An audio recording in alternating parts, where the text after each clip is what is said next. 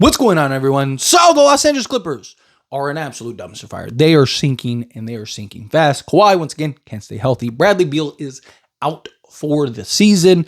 That was a guy that, they got rid of Norman Powell to bring in, right? And look at Norman Powell, right? So, again, Clippers, I'll never knock a team for trying to win, right? Steve Ballmer clearly wants to win, jokes aside, right? There's a lot of jokes that come to mind, but in all seriousness, right? Steve Ballmer clearly wants to win. He is willing to pay and do whatever it takes in order to win. And yet Clippers just always seem to be on the wrong side of the stick, right? Look, I've talked about in the past, even last year, right? That they need to get off of Kawhi, right? But they keep hoping and look, don't get me wrong. When Kawhi plays, the guy is ridiculous.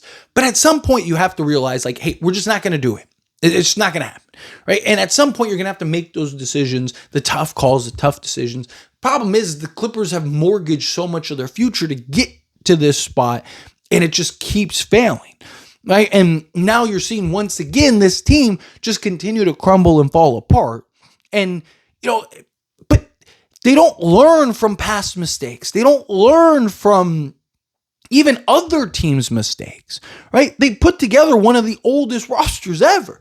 We've seen that. The Lakers did that in 2021 with Russell Westbrook, LeBron James, Anthony Davis. You had Carmelo Anthony, Rajon Rondo, Dwight Howard, Trevor Ariza, Kent Bazemore, all these guys, right? You look at that roster on paper, it's like one of the greatest rosters ever assembled. This was 10 years earlier, that team's probably going 82-0. It was ridiculous.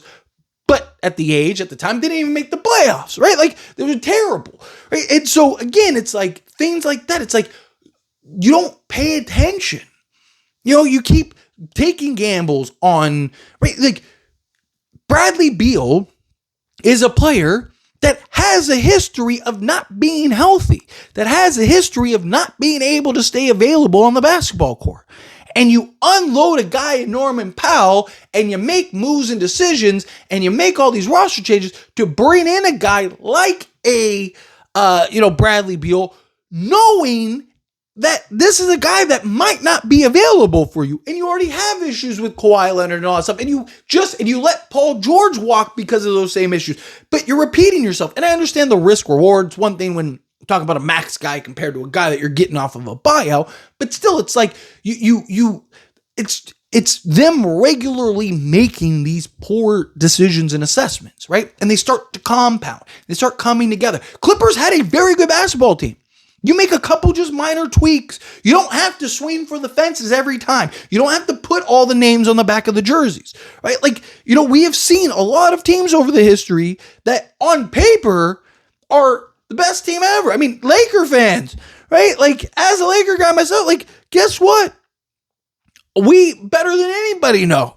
Right? We've had teams that on paper you're getting that 2021 team. The Steve Nash, Kobe Bryant, Metta World Peace, Dwight Howard, right? Pau Gasol, right? That on paper should have went 82-0. That team, it took Kobe tearing his Achilles to make the playoffs. We have seen time and time again that paper doesn't always translate. Right? Paper doesn't always work out. Look at Phoenix.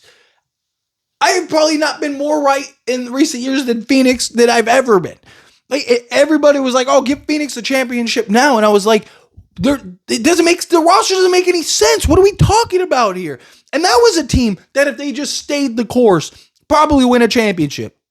Literally, Chris Paul, Devin Booker, especially Chris Paul at that time, Devin Booker, right, with Kevin Durant, DeAndre Ayton, and the thing is too is that they traded Chris Paul and DeAndre Ayton because of the Monty Williams issues, and they were just causing issues. But then you fired Monty Williams, so it was what are you doing, right? Again, it's just you just see there's two sides to this, right? There's the organizations that are just bad, poorly ran, that just regularly make poor decisions. Sacramento is a great example. It's what is Sacramento doing? They had the core. They were on the right track. You forced the defending champions into a tough 7-game series. You're the 2 seed. It's what we just need?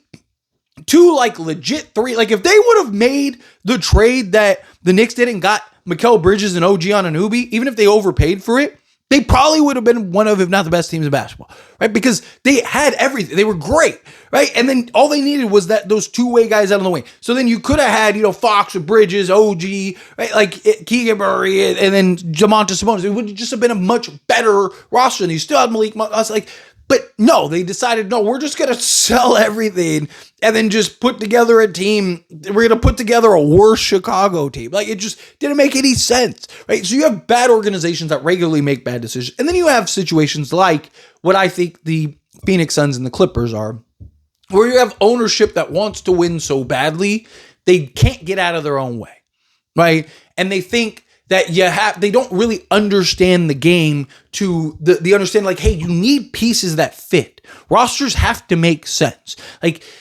age plays a factor. All these things. Like, yes, if everybody works out the way you want it to work out, then yeah, you're probably the best team in all of basketball, but it doesn't always work that way. And you need to have that balance. You need to have that youthful injection. You need to have those things, right? And you have teams, I think, like Phoenix and the Clippers that, a guy in Steve Ballmer and Matt Ishbia that both they want to win so badly that they're a detriment to themselves, right? Rather than like, hey, I'm going to you guys just figure it out. You guys do your thing. Okay, let me know what I need to write the check for. Like, rather than putting that pressure, like, let things develop naturally. Like, part of being a champion is patience, right? Denver, for years, I'm old enough to remember when they were talking about, is Jamal Murray good enough to be the second guy? Is Jokic good enough? Jokic, man, maybe Denver should look to move off of those guys, right? They weren't winning, and they stayed the course, they stayed patient, and they got key guys. Right, you bring in a Bruce Brown, you bring in an Aaron Gordon, right? You bring in a KCP. You start, you find those right complementary pieces while your guys continue to rise. All of a sudden, you're champion. OKC, right? They go make the trade, go get SJ. They didn't win immediately. It took time. Now look at them. Most teams take time. Most teams have to figure stuff out. Sometimes, you have that fluke, where, the Celtics big three, right? First year, win a championship. Anthony Davis goes to the Lakers. First year, win the championship. Right? Like, sometimes it happens, right? But also, sometimes more often than not, it's a process. It's not just overnight, and you have teams like the Clippers that just keep trying to overnight it, and it doesn't always work that way, and again, but you also have to know when it's time to pull the plug, right? Like, they never should have given Kawhi Leonard that second extension, and they should have traded those 2 years ago. Right? You see teams like Chicago, right? Like, it's like, okay, this clearly doesn't work, and you're getting offers for guys that you shouldn't be getting offers for, but instead you're like, no,